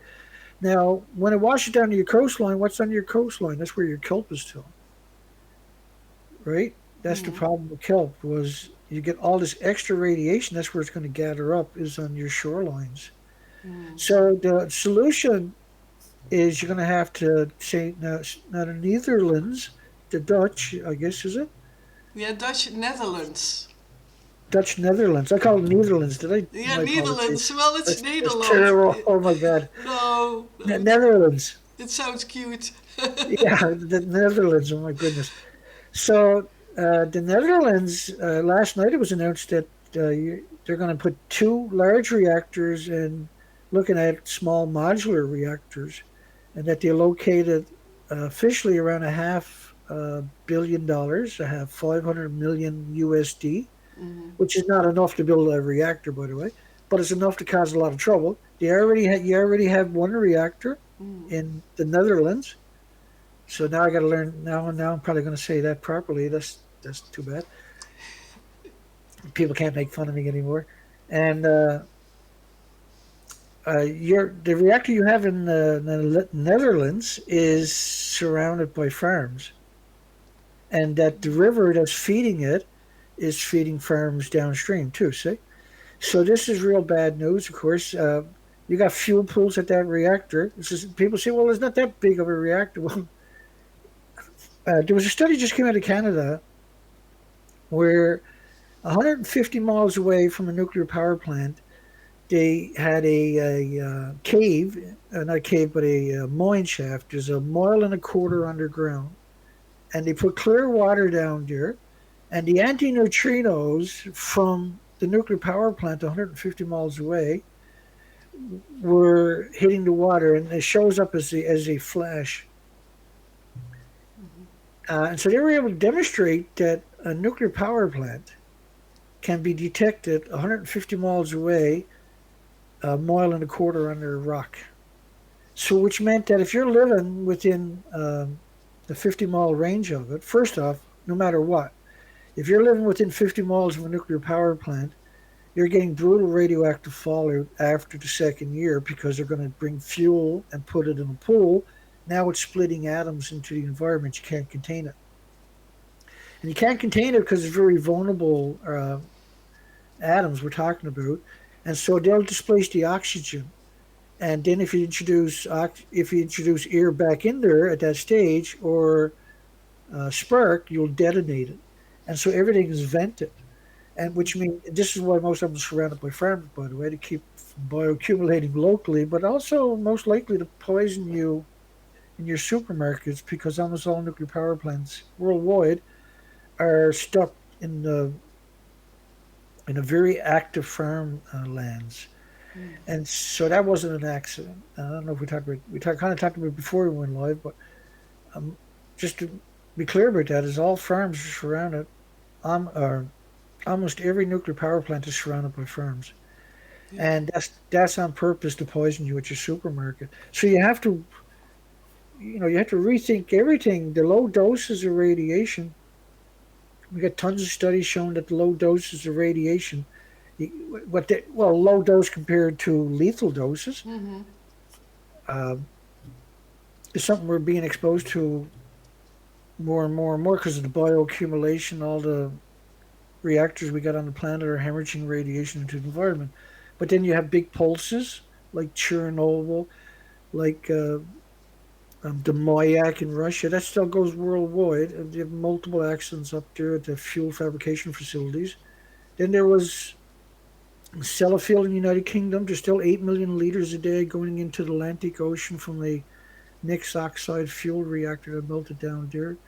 There's 3 Mile Island is an enigma because Santa Susana was 460 times worse than 3 Mile Island, but the world media only reports on 3 Mile Island, doesn't report on the Santa Susana nuclear meltdown in 1959. And that was 460 times more releases than 3 Mile Island. The studies on 3 Mile Island said 2 million people, this was the cover story, 2 million people got the same dose as a millisievert, which is 1,000 microsieverts. But that's not how you measure radioactive fallout. You measure it in physical atoms. You measure it in becquerels. And one of the studies said it was equal to watching color television for an extra year. Of course, that just got nothing to do with each other. This was absolute frightening that they felt they could say something like that, and they did, and there was nobody to call them on it. No academic of any discipline had raised dissenting voices about it. I thought that was really telling, way back in the 70s that was able to happen. So 3 Mile Island, of course, is still melting down, and now you have, when you look at the big picture, then all the dumping they've done into the oceans for 3 decades. Britain had special ships that would go out and drive in the Atlantic Ocean in the shallow water, what's known as the nursery of the continental shelf is shallow water. That's your nursery. So they had big special container ships or cargo ships going out dumping 45-gallon drums off the ship on the continental shelf. Now, it didn't just stop and dump it all in one spot. It was just kept driving and throwing it over everywhere. And what happens was, now, they're not the only ones that done it, but they were really bad for 3 decades, was the 45-gallon drums implode right away because you're talking about around almost 15 pounds per square inch every 33 feet. So when it sinks down a couple of 100 feet, the 45-gallon drum crumbles, it's immediately releasing that radioactive material. They've done that for 3 decades. The Americans done similar things. Many different countries had actually done similar things. Russia has around 18,000 dumps in the Arctic on top of that. So then you have, they used to have burn pits at a lot of these national laboratory sites where they would burn radiation. They have incinerators at all nuclear power plants, by the way, where they're legally allowed to burn certain amounts of radiation contaminated material. But you can't destroy the radiation. All you can do is liberate the isotopes into the environment. Then all nuclear power plants have big pipes that go about a mile offshore where they're legally allowed to dump radioactive water, but there's no one there to check what kind of radiation is in that emission. And if they don't do it, then they got to store it for millions of years, and they don't have a repository. So for the last 80 years, they've been dumping and releasing everything. One of the worst scenarios, worst case stories I heard, and we got the evidence of, obviously, from their own admittance, was Hanford in the United States. Hanford is 585 square miles, and in one spot alone, they had dumped 450 billion gallons in the 50s and early 60s directly into the soil. And that's equal to a 6-foot wide aquarium. Imagine having an aquarium 6 feet wide, 518 feet tall, wrapped around the entire planet. That's 450 billion gallons. This is very high level waste. The water that the tanks in Japan were actually built to manipulate the population into believing it didn't contaminate the Pacific. The water that they claimed they were putting into it was 2.2 sieverts per liter. 3 sieverts is a lethal dose to a human. You'll die within the next couple of weeks from a short exposure. Your organs start to melt right away, and say you go home, then you die within the next couple of weeks. So if you take 2.2 sieverts a liter, first off, and puts it into a single tank, and we're only talking about beta that they're acknowledging, that's 1.4 million sieverts per tank. It means you can't build another tank anywhere on site because it's a lethal dose. If you're putting it and actually trying to filter it, if you could filter it, then the filter is so radioactive after about an hour you can't get back in the building. And then so they had 3 systems in Japan. There was the series system was supposed to filter cesium-137. That didn't work. And the reason is because you get so much radiation gathered up in a few hours, you can no longer get near it forever. There was the Riva system, which is France's water filtration system. It was exactly like Japan's alleged ALP system. All of these systems, and I cover this pretty regularly, and I have presentations just on the tanks in a playlist at Nuclear for Dummies on YouTube, where I give you the actual information and the pictures and the documentation each time. The the these systems in 2014 weren't had never worked at 2014. The reactors melted down in 2011. Originally, the reactors need 4,500 gallons a minute, every minute, 1,440 minutes a day of water to keep cool Mm-hmm. and to make electricity. So they're getting 120,000 tons a day coming out of this that they're putting in the tanks. Well, they got four reactor buildings that blew up and detonated, melted down, lost their fuel pools.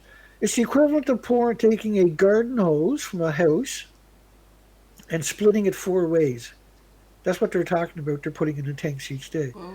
So Yeah. they're claiming if you turn your sink on really low and let it run for 24 hours, that's what they're claiming. They're they're spraying on each melted reactor at 9,000 degree Fahrenheit temperatures. So that doesn't add up, obviously, right? Originally the reactor needs 4,500 tons a minute, 1 million gallons a minute. And so a garden hose can produce about 140 tons a day at 30 psi if you turn it all the way open. Do you want to let anybody independently test the tanks? Of course, the tanks, and if you try to filter this kind of radiation, what happens is, say if you filter 2.2 sieverts per liter of just beta, pretending gammas, alphas, and neutrons don't exist anymore, if you try to filter that after, say, 1 hour, if you start putting only clean water through the filter, the original water going through the filter was 2.2 sieverts per liter. If you put clean water through the filter, it's going to come out of there at dozens of sieverts per liter at the other end because the filter is so radioactive, it's going to create the radioactive water. Because this radiation has this weird ability to radiate things in that particular environment, right from the neutron bombardments and the gamma shines, the beta shines, the X-rays, and everything else. So it can't be filtered. So when they're telling you that there's only tritium, by the way, this is ludicrous to anybody with an education about this topic. And so it's really, really weird that we don't see any kind of descending voices, trying to be lucid about this narrative. Mm-hmm. It's completely, as you know, right, Monique, It's it's discouraged, right? exactly, and how much I enjoy your talk, Dana. I myself, I would unfortunately have to stop around to 10:30 because there is someone else living here in the house, and I'm in the living room recording and live streaming. Yeah, no, S- absolutely. Yeah. but yeah, I'm so intrigued. So that is also why I did not interrupt you too often. But No, that's okay. it is. I have myself still so many questions what I wanted to ask you, but maybe Well, also in the we can do chat. another show another time. Would you like Uh, to? That's what was yeah, my. Would absolutely. you like to come back? Because I would love to. Absolutely. Oh yeah, no, no. Yeah. And what I was trying to do for everybody tonight, because I know, look, I don't have to reach a million people. I just got to reach two or three people that make the decisions, right? And then Exactly. those who are joining the conversation, listening to it, and able to extrapolate things on. If they listen to it a few times, they end up getting this incredible education. They're able to extrapolate properly, Mm-hmm. diagnose things properly, on their own. So I try to give people a big diversity of so many different facets, a little bit jumbled, but there's so much going on, that even if you do not know nothing about this topic, if you listen to this a few times, you'll get a good hang of it because Exactly. That's the you got all the power. I foundation. truly Yeah. feel that it did with me, and I was always very somehow also because of my MK Ultra past, I was always intrigued by, not intrigued, that's the wrong word, but felt like the nuclear energy is a danger to humanity. And I have seen myself in person experiments, so that's what I can It's reveal a 100% bit. MK Ultra. Yeah, no, MK Ultra is Yeah, 100% real for people not aware. it is real, And yeah. so, oh, it's terrible real. It's Mm, frightening. This was going on for thousands of years, mm, and they took those techniques into the technological age, right? And weaponized it against entire populations. And we won't go. Obviously, we don't have time, but maybe next time we might even go into that. I yeah. actually studied that a lot of years ago. When I came across it, I was a little bit confused, but and so when I looked into it, I realized, holy smokes, we got this is how they. It's basically mass hypnotization going on for Mm. Fukushima and the nuclear industry. Exactly, and that is what I talked about that with you before we went live. Like, I am flabbergasted by that. Even most people think that Chernobyl was even the worst event, and I always felt like Fukushima. That's I yeah. Oh, That's you were right to think that way. Yeah. Did you so. have some questions, any comments there that they were Well, asking? I will now go through the comments, Do we have and time yet? well, we have actually very little time, Yeah. but I will. Go ahead. See if we get a Yeah, couple in. I have to scroll now through the chat, so I apologize for that. Oh, Maybe you, go ahead. Yeah, you maybe do you, your thing there. maybe you Just, can take a sip of something to. I'll keep them short too because I know we're. So you got like 10, 12 minutes left, is it? I think. Yeah, it is. Okay. Yeah, I hate it, but because No, that's fine. but that's a good We sign, were eh? we The were a time. little, yeah, we were a little late getting started, and so then we just went right at it, and Exactly. that time went pretty fast. Yeah. But I did see some. Here I see a question from Sunbeam Sting.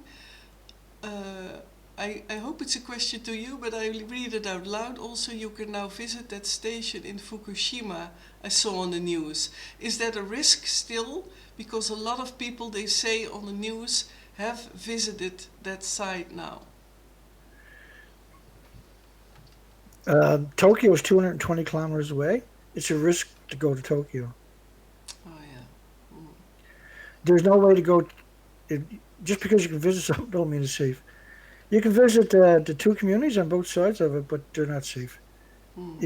Well, you can't make them safe either. On top of that, and No. that site is not nuclear scientists and academics and corporations, nuclear corporations. It's the homeless and the destitute, the victims of society, the immigrants who don't speak the language, and so you're going to see a lot of lies in the news, Mm. and try to match them up to what we talked about, and you'll see the incredible discrepancies for the people that are. Anything else you got there? I'm sorry, Monique. I know you only got a Yeah. few minutes left. Yep. Yeah, well, Fokunov, oh, he asked for some documents or links. Well, I mentioned it in the chat, and I will, by the way, in a I few provided in minutes. my videos. Yeah, my videos are nonstop documentation. It's Exactly. nonstop. Yeah. And here Sunbeam Sting asks, is there a question time, or can we type them already, or is there one? Well, there was supposed to be a question time, but we started later because of internet Yeah. Yeah. interruption, and I have great internet here, so this was exceptional, Yeah. suspicious. I was able to tell that actually when it happened to you. You were totally shocked that Yeah. it did because you do it every Saturday, right? You've been doing it Every for a year. Saturday, yeah, and on a Tuesday evening I have my English live stream. So weekly, I do that now for more than a year. And there are live streams in which technical issues happen, but with internet connections, actually, it happened a couple of times. So this is very awkward. What happened? Um, so. A question of Delvertje. Do you believe the tsunami near Japan that caused the Fukushima plant to melt was a natural tsunami? Yeah, they're on the Ring of Fire. They have 1,000 earthquakes there each year. They have a 3,000-year history of tsunamis along their coastline. And you're talking about 400 kilometers of the fault line dropped. So I've heard speculation. I looked into it myself, certainly, that this was done by nuclear weapons, and that I also heard speculations that Israel had planted bombs during maintenance at one of the reactors. And so if you look at the reactors and you look at a nuclear explosion, you can see the difference, right? Um, the building wouldn't exist, right? Even with a small nuke, those buildings couldn't remain. And none of the evidence added up. I looked at all of these speculations, and because you don't know, and I couldn't Yeah. find any evidence that it was man-made. And it doesn't matter if it was man-made or not. This has happened, and we're in real trouble. Exactly. And isn't it, Nana? Yeah, I have so many questions, but now I see you as answering that question. But I was thinking, why did they überhaupt build that next near that fault line and on the coastline? That is very dangerous. Why did they specifically pick that spot, Fukushima? That's That's a great question. Yeah, yeah. they well, the billet there is very dubious. They get 1,000 earthquakes a year along that coastline. Mm, They're located near major known fault lines. On top of that, they have the long legacy of tsunamis there, and the jet streams carry everything to the North America right away. But it goes worldwide after about 20 days.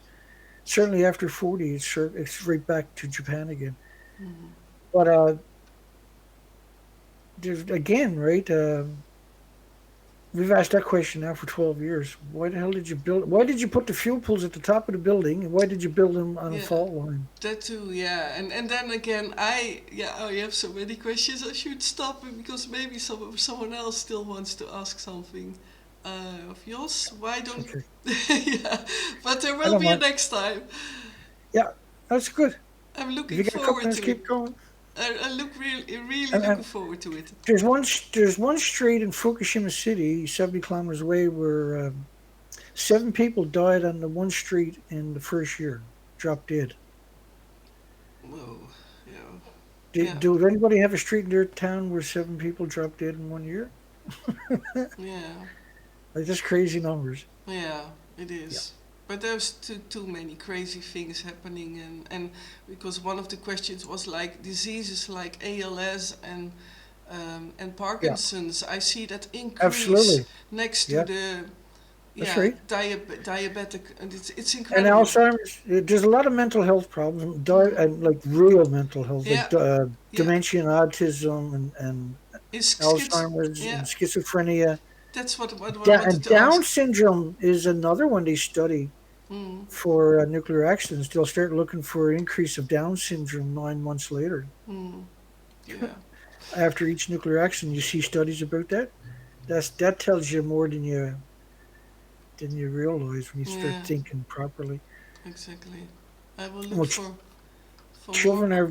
You keep looking, and Exactly, yeah. I'll keep talking maybe because you got 6 minutes left or something like that by the sounds of it. And this has been covered up from day one. This we covered continuously. And at my site, thenuclearproctologist.org, and you scroll down a little tiny bit, you're going to see a video. It's a 17-minute video. You're probably going to need headphones or speakers. That's the story of Fukushima with all the evidence, by the way. It's meant for people that are trying to wrap their mind around this in a hurry, because I generally don't do anything in a hurry. Pretty well tells me it takes me 2 hours to tell my name, average. I can't do nothing for less than 2 hours, Mm. But and I provide the next time, documentation. yeah. But sorry, next is there a delay? By the way, I don't think so. For when I or There's nothing on no problems on my side. Everything looks oh, all great. right. Because No. there was one question from Jos Schover, and further on I did not see questions, but also people, the majority of people who are here, they know that I always have to quit at 10:30. So they are Yeah, so sweet, saying like, we keep this question for next time, but I will oh, go sure. Yeah. to Jos Well, his you have time to question. digest it. Go ahead. Barry, Uh, did you have any questions? Barry, are you still there? yeah, Barry, or yeah, He's away from the mic, but it sounds of it. yeah. He's also restreaming it. He told me Oh, on right, his that's channel, right too. so that's Yeah, an thank you. extra. That's excellent. That's awesome.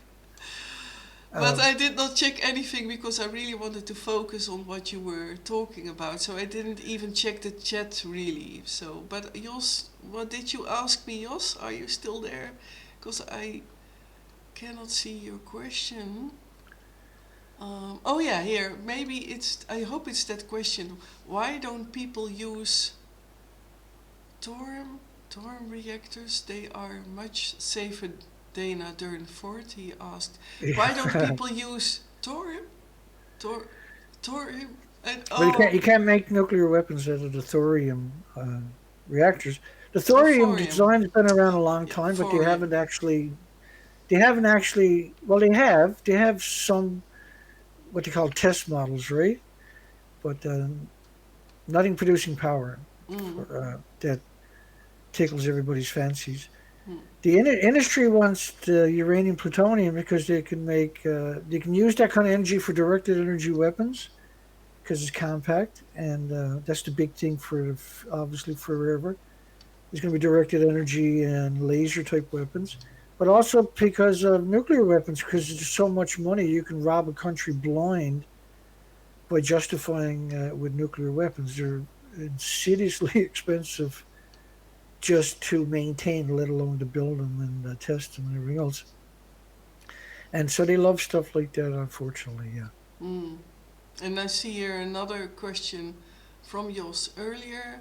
Jos Schover, how are the fish in Canada now? I know at Halifax there are at least 3 oil plateaus in the sea, Dana, he says. Do you understand this question? Yeah. Well, let's talk about sports fishery real quick. In the last couple of years, I go down and talk to sports fishermen in the spring and summer. And the last couple of years, they've been coming in empty. And they never see nothing like it. They can't find nothing. And then you'll see, like in the spring, though, you will see some. We got a 200-mile continental shelf, but we're seeing they're skinny. Everybody, all the old timers, the guys 80, 90 years old, are telling me I've never seen fish so skinny. Where they can normally get a codfish and they got two great fillets, now they need like six codfish to get the same kind of pound each, the same, like the lengthwise. They're what they call skinny. Mhm. And again, go back to the whales where they're emaciated. One of the reasons is not just because of the lack of food, there might be food there, but they bioaccumulated so much radiation they can have leukemia. And we've seen this in the deaths of hundreds of thousands of sea lions where they died of weird cancers. And I visited a lot of these uh, communities with no automobiles, no roads there by ocean during my research expeditions. And the first thing I ask them is there are a lot of cancers, a lot of deaths in this community, unexplained sudden syndrome deaths, infant mortalities, and stuff like that. And the consensus was horrifying everywhere I went.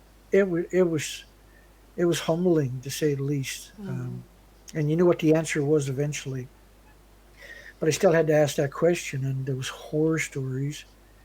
I'll never forget it. I'll never forget it. Mm. You can't switch it off, right? That kind of No, I can imagine. when they're telling you their loved ones, all the people that have died recently, and Yeah. where I'm too, there's a little community just a few miles away from me.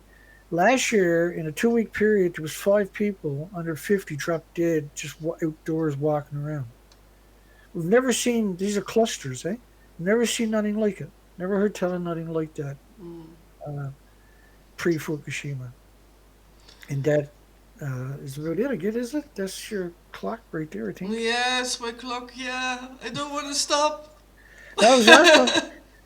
but, Uh, but maybe it's good, because I yeah, know no, the it's good. concentration level is approximately at the most 2 hours, so maybe it's good, Yeah. but yeah, Well, next time we'll do it next time. And so now that this is your first kick at the can, right? And mm, I'm sorry for the people that are watching that will be back later. So maybe they'll have a whole bunch of questions. And I don't shy away from questions. Questions are how you have a conversation. That's how you have a debate, right? And these Ex- things are great. yeah, exactly. And next time, maybe start a bit sooner. Qua time, maybe. Well, But you were what's trying. You done the best you could, and yeah, exactly. you can't beat the machine. So Yeah. Well, stay in the Jitsi a bit. You don't have to go yet, okay, yeah, sure, Dana. I okay, love to good, talk a bit, but yeah, it's about that I go offline so that yeah, the man here yeah. in the house is not bumping into a live stream. But I want to thank you really for being here, for your enthusiastic Thank you talk. yourself. No, I appreciate it. I'm Yeah, happy. I'm anxious to tell people this information, get them started on the right path for their futures. Right? Yeah, exactly. And I really wanted to give you that platform. And as I I said, appreciate that. Oh, I'm you really, got 7 different platforms going at one time. That's fantastic. So. yeah, even more with if Barry is And restreaming. Barry's restreaming you on top of that. Yeah. It's So amazing. and yeah. So It's I very. will. It's one of the most important streams people will ever have, and I'm going to suggest everybody download it because you might not realize it right now, but in the near future you're going to be wanting to listen to this again. Mm, And this is full of information that'll do nothing but liberate oh, you. so Yeah, much many different information. ways. Yeah, and I would ask also to support Dana by also subscribing to him and in all kinds of ways, what fits right, of course, and yeah, share, like, especially also sharing this video would be great also for your to get the story out, because for me it was eye-opening, and especially all the repetition of all your effort in going live every day, five days a week. It's It is grueling, amazing. yes. It is amazing information, and I thank you Yes, so it is. much, Dana. Oh, you're welcome. Thank you And again. Yeah. next time, all the questions we will add and answer. And well, everyone, thank you so much. Also, Miranda, now I say it in the right way. Thanks so much for the uh, technical help, and Barry as well, and for the moderators as well. So, everyone, see you next time. And coming Tuesday, I have my English live stream about my MK Ultra Past. And next Saturday, it's a Dutch live stream as usual. And well, Dana will get back as guest, and I will let you know. So, you have a few last words, Dana? Yeah, the nuclearproctologist.org, THC in front of it. Exactly. Okay, people, I hear the man come into the house. All right, everyone. Bye bye. See you next time.